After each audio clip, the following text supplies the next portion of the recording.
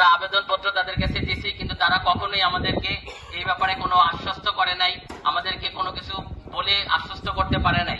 যেমন আমাদের এখানে সরকারি বেতন কাঠামোতে রয়েছে যে কোম্পানি গ্রেডে সকল বেতন কাঠামো সরকারি কাঠামো অনুসারে 2.3 গুণ হবে, কিন্তু দেখা গিয়েছে যে আমাদের উপরে গ্রেডের প্রথম থেকে নবম গ্রেড পর্যন্ত সেই 2.3 কার্যকর হওয়া সত্ত্বেও কিন্তু আমাদের দশম থেকে বাকি 16তম গ্রেড পর্যন্ত সেখানে আমাদের 2 পয়েন্ট আকারে বেতন দেওয়া হচ্ছে, যেটা এক ধরনের কঠিন বৈষম্য শিকার আমরা হয়ে আসছি।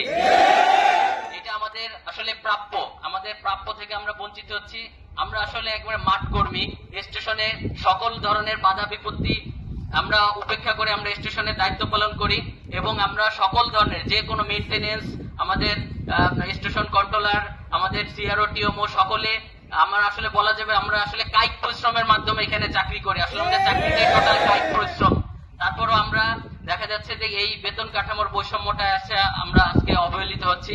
তো আমাদের আসলে আমরা আজকে এখানে আসতে বাধ্য এই কারণেই আমরা চাচ্ছি আমাদের সারা অতি দ্রুত আমাদের এই সমাধানটা করে দেবে।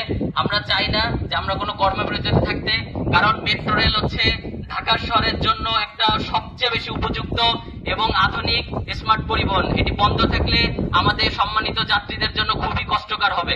আমরা অনতিবিলম্বে আমরা চাই স্যাররা আমাদেরকে আমাদের দাবি দেওয়া পূরণ করে নিয়ে বৈষম্য দূরকরণ করে দেন, এবং আমরা সকলে আমাদের স্টেশনের দায়িত্বে চলে যাব, এবং আমরা আমাদের ট্রেন সার্ভিস চালু করে দিয়ে আমাদের যাত্রীদের সেবায় নিয়োজিত থাকবো ইনশাল্লাহ।